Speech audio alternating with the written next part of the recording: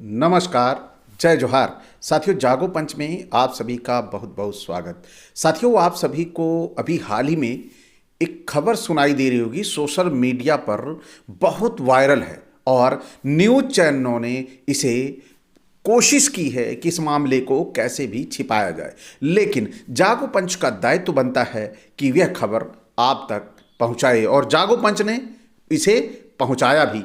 कैसे, आप सभी जाके हमारा वीडियो देख सकते हैं कि जो एक शंकराचार्य हैं अवमुक्तेश्वरानंद, उन पर बाल यौन शोषण का आरोप लगा है। साथियों, बहुत सारे समाचार पत्रों ने उसे प्रकाशित भी किया है और मैं आपको ये बता देना चाहता हूं कि अभी ये मामला शांत भी नहीं हुआ था, अभी ये मामला अपने चरम पर है। इसी बीच एक और महामंडलेश्वर का यौन शोषण का मामला आप सभी के सामने आ चुका है। यानी अब हिंदू राष्ट्र बनाने वालों ने यह ठेका ले लिया है कि हम जो पौराणिक कथाओं में लिखा गया है वह हूबहू अक्षर से सत्य साबित करेंगे। और इस सत्यता को साबित करने के लिए कि पौराणिक ग्रंथों में जो ऋषि मुनियों ने किया था वही हम भी करेंगे, होड़ लग गई है। इसी संदर्भ में आज मैं बताने वाला हूं कि शंकराचार्य अवमुक्तेश्वरानंद के बाद एक और स्वामी निकले हैं जिन्हें यूं कहिए कि उस क्रम को, शंकराचार्य को, क्रम को बरकरार रखा है। और यहां तक कि वह महामंडलेश्वर, जब उन्हें पता लगता है कि उनके खिलाफ एफआईआर हो गई है तो वह कथा छोड़कर भाग लेते हैं और इस समय वो विदेश जाने के फिराक में है, ऐसा गुप्त सूत्रों से पता चल रहा है। साथियों, आइए पूरी विस्तार से इसकी जानकारी मैं आपको देता हूं कि आखिर मामला क्या है। आप सभी जानते होंगे कि एक कथावाचक हैं जिन्हें उत्तम स्वामी के नाम से जाना जाता है। ये उत्तम स्वामी बहुत ही चर्चित रहे हैं और चर्चित रहने का कारण है कि यह अक्सर लव जिहाद जैसे मुद्दों पर अपने कड़े बेबाक बयानों की वजह से सुर्खियों में रहते हैं। और इस समय तो उत्तम स्वामी एक बार फिर चर्चा के केंद्र में हैं। देश भर में भागवत कथा करने वाले इस धर्म गुरु को लाखों श्रद्धालु अपना आध्यात्मिक मार्गदर्शक मानते हैं। संत परंपरा से जुड़े होने के साथ साथ वे कई प्रभावशाली राजनैतिक हस्तियों के करीबी माने जाते हैं, जिस कारण उनका नाम धार्मिक ही नहीं सियासी हलकों में भी अक्सर लिया जाता है और बड़े फक्र के साथ कि ये हमारे स्वामी हैं। अब उन्हीं स्वामी पर राजस्थान की एक महिला द्वारा दुष्कर्म का आरोप लगाए जाने के बाद हलचल तेज हो गई है।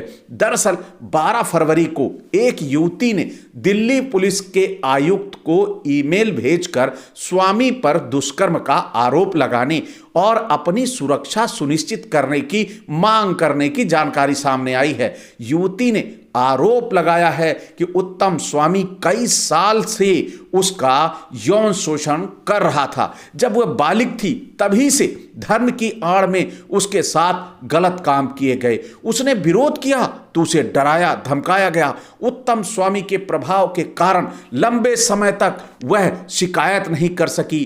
पीड़िता का कहना है कि एफआईआर दर्ज करवाने की भनक लगते ही उसे धमकियां मिलने लगी। उत्तम स्वामी प्रत्यक्ष और अप्रत्यक्ष रूप से संपर्क साधने की कोशिश कर रहा है, यानी उस लड़की से संपर्क साधने की कोशिश कर रहा है। उनके करीबी लोग समझौते का दबाव बना रहे हैं। जानते हैं आप सभी कि अब नाक जब कट रही है तो समझौता जरूरी है। पीड़िता ने यह भी कहा है कि उसके पास आरोपों से जुड़े सबूत हैं और वह कानून की मदद लेना चाहती है। उसने आशंका जताई है कि आरोपी के प्रभाव के कारण साक्ष्यों से छेड़छाड़ की जा सकती है। साथियों, कौन है ये उत्तम स्वामी? आप सभी सोचकर दंग रह गए होंगे कि आखिर कौन है उत्तम स्वामी। आइए चलते बताते हैं। उत्तम स्वामी एक ऐसे संत के रूप में जाने जाते हैं जो अलग अलग जगहों पर जाकर श्रीमद् भागवत कथा सुनाते हैं।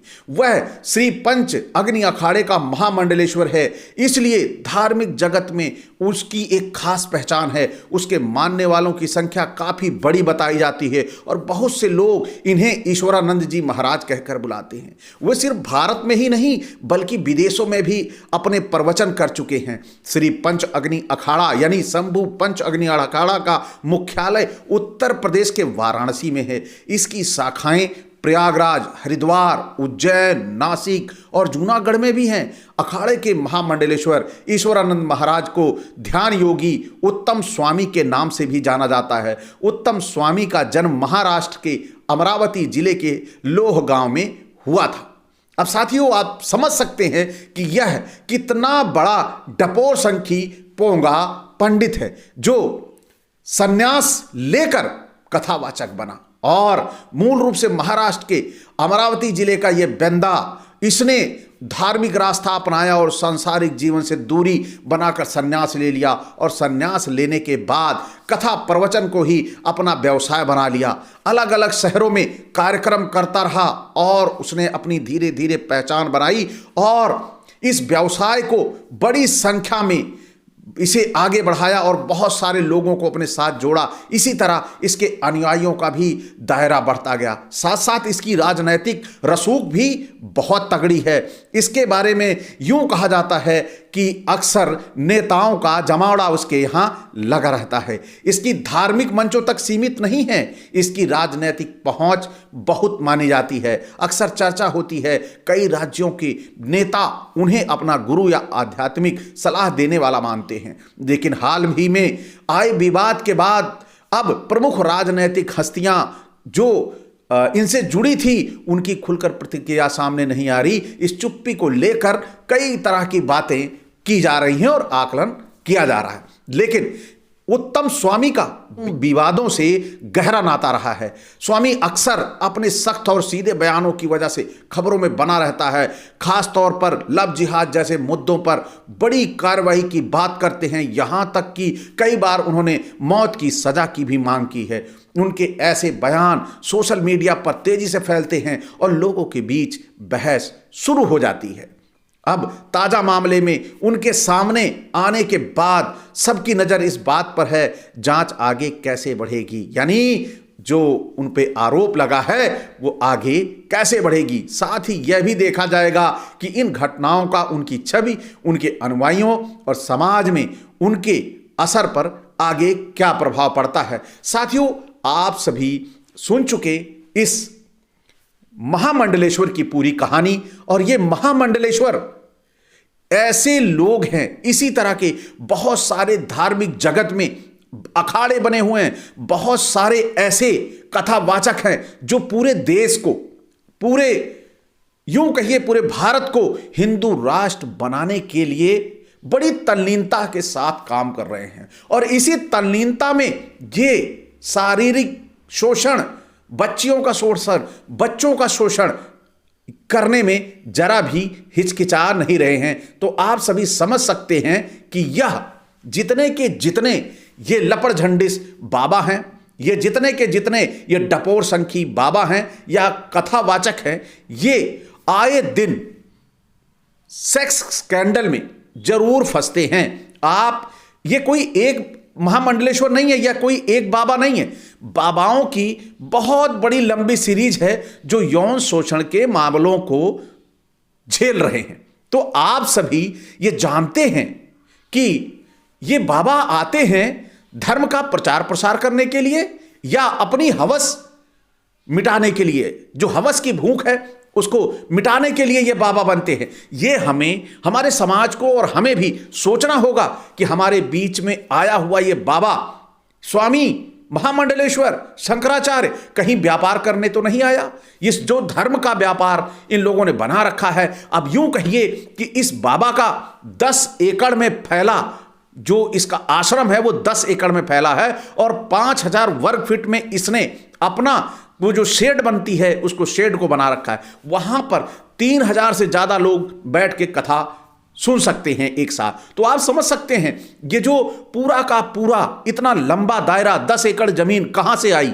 आप सभी अनुयायियों से, आप सभी अनुयायी जो धर्म के सच्चे उपासक हैं, धर्म के आस्था और विश्वास के कारण इन पर विश्वास कर लेते हैं और फिर अंत में चल के आपको धोखा खाना पड़ता है, आपके साथ धोखा होता है। तो उसी धोखे से बचने के लिए आप इन लपड़झंडिस बाबाओं को चढ़ावा, दान, दक्षिणा, ये सब पूरा का पूरा बंद करना पड़ेगा। इनकी कथा को 1 रुपया देकर सुनने लायक नहीं है, क्योंकि ऐसे बाबा हमारे धर्म के साथ खिलवाड़ करते हैं और हमारे समाज की बहन बेटियों के इज्जत से खिलवाड़ करते हैं और फिर इनकी अंतिम जगह वही जाती है जेल। आप सभी देख चुके हैं, आसाराम बापू जैसे और बहुत सारे ऐसे संत हैं जो आज, राम रहीम का भी नाम आपने सुना होगा, और ऐसे बहुत सारे बाबाओं की एक लंबी फेहरिस्त है जो जेल में, जेल की सलाखों को पीछे हवा काट रहे हैं। लेकिन उनको देखकर भी ऐसे शंकराचार्यों और ऐसे बाबाओं की जो यूं कहिए कि आंखें नहीं खुल रही हैं कि आखिर इतनी बड़ी बदनामी होगी, हमारी जो साख बनी होगी वो खत्म होगी, इन सब का इन्हें तनिक भी परवाह नहीं है। तो आप सभी सचेत रहिए, ऐसे लपड़झंडिस बाबाओं से आप सभी सावधान रहिए, ऐसे शंकराचार्यों से जो बाल शोषण जैसे आरोप लग जाते हैं और छोटी छोटी बच्चियों के साथ दुष्कर्म के आरोप लग जाते हैं। तो ऐसे बाबाओं को आप चेक करिए, दान दक्षिणा बंद करिए, नहीं तो ये आप ही के धन से आप ही की बहन बेटियों पर नजर डालेंगे और उन्हें प्रभावित करेंगे, साथ ही उनका यौन शोषण करेंगे। तो साथियों, जागो पंच का काम है आपको जगाना, आपको संदेश देना कि ऐसे बाबाओं से बचकर रहें। तो साथियों, इसी के साथ विदा, नमस्कार, जय जोहार।